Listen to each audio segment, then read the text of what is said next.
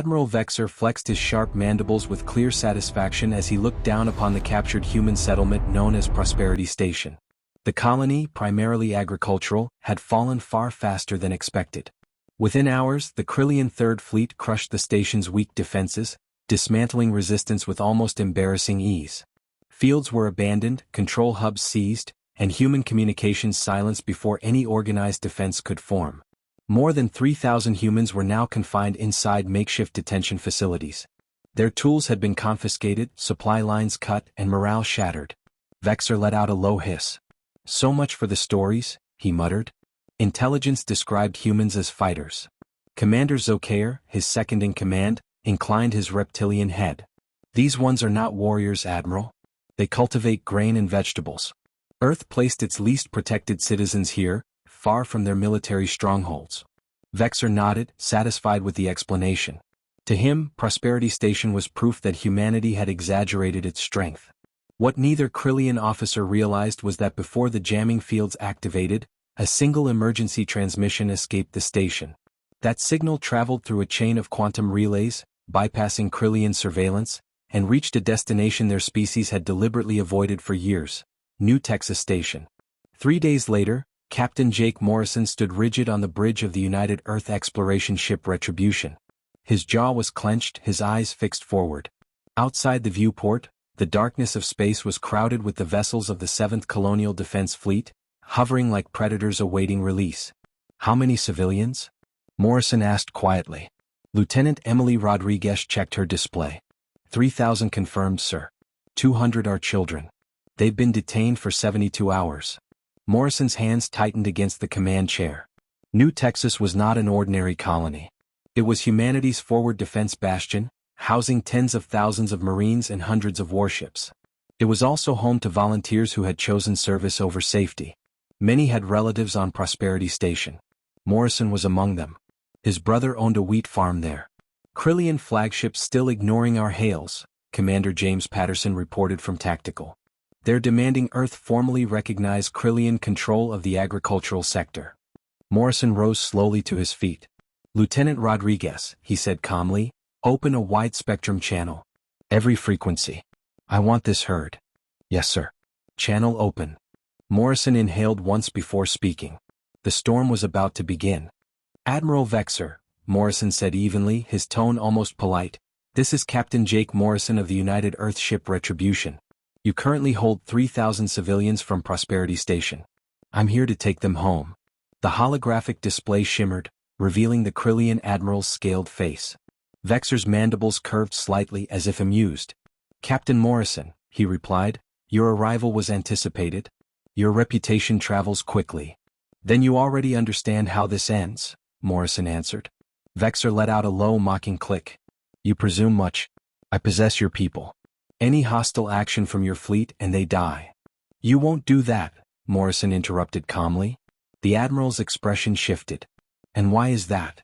"Because you made your first mistake before firing a shot," Morrison said. "You studied Prosperity Station. Farmers, families, peaceful settlers. You assumed that represented humanity." Morrison leaned forward slightly. "Prosperity Station is Earth's weakest colony. New Texas is its angriest." The silence stretched. "Allow me to explain," Morrison continued, his voice hardening. "Behind me are 200 warships, crewed by men and women who know exactly who you're threatening. To my port side is the UES Alamo, commanded by Captain Rebecca Thompson. Her 7-year-old daughter is in your detention center. On the tactical display, the Alamo's weapon systems powered up. To starboard is the UES Houston. Commander Marcus Williams serves there. His parents are currently held in cell block 3. He's not handling that news well." More energy signatures flared to life across the fleet. "You researched humans," Morrison said, "but you researched the wrong ones. Prosperity grows our food. New Texas grows our soldiers." Vexer's mandibles twitched, uncertain now. "Every person in this fleet volunteered to stand between Earth and threats like you," Morrison continued. "And you've given us something rare, absolute moral clarity. This is your final warning," Vexer snarled. "Withdraw or—" "No," Morrison said sharply, cutting him off. "Here is what will happen. You have 1 hour to release every civilian. Provide medical assistance. Evacuate Prosperity Station completely. Your fleet will retreat beyond the neutral boundary and never return. That is impossible, Vexor snapped. Option 2, Morrison said unfazed, is we demonstrate why humans separate farmers from soldiers. Why we protect the gentle with the angry. And why this will be remembered as the worst decision of your career. The channel fell silent. Morrison's gaze remained locked on the hologram. You want to know who we are, Admiral? We send poets, builders, and farmers into the stars to create something better. Then we send people like me to make sure they're never harmed. His eyes hardened. You attacked our farmers. Lieutenant Rodriguez spoke quietly. Sir, Krillian weapons are charging. All batteries stand by, Morrison ordered. Then, without looking away from Vexor's image, he added, you now have 45 minutes. Every second those civilians remain detained, my fleet's patience evaporates. For the first time, fear crept into the Krillian admiral's posture. His fleet numbered 60 ships. Humanity's force dwarfed it. Worse, his troops were occupiers, not hardened marines trained for retaliation fueled by personal loss. You're bluffing, Vexor said, though his voice lacked confidence. Morrison smiled, but there was no warmth in it. I grew up on Prosperity Station, he said quietly. My brother lives there. His children. My friends. These are my people. He leaned closer to the camera. I am not bluffing. The countdown continued. 20 minutes later, sensors detected Krillian shuttle traffic moving planetside. Detention centers began emptying as civilians were escorted, carefully now, toward evacuation points. Medical teams followed. 30 minutes after that, Krillian warships turned and accelerated away from Prosperity Station at full burn. The Third Fleet retreated. Morrison finally exhaled, the tension leaving his shoulders as the last transport cleared orbit. Lieutenant Rodriguez approached him softly. Captain, the colonists are requesting to thank you personally. Morrison shook his head. Tell them to thank their neighbors, he replied. That's what New Texas exists for. He turned back toward the display, watching the Krillian ships vanish into the distance. Broadcast this on every Krillian channel, he said. Morrison straightened as the transmission went live. His voice carried calm authority meant to be remembered.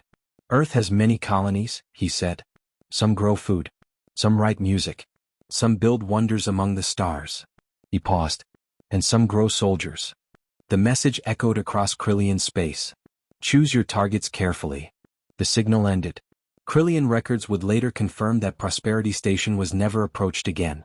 Trade routes were quietly adjusted. Patrols rerouted. Warnings circulated through their military academies, referencing a single event labeled only as the New Texas incident. Back aboard the Retribution, Morrison watched rescue ships jump to hyperspace, carrying families back to safety. For the first time since receiving the distress call, he allowed himself to relax. Humanity had not sought war. But it had answered a threat.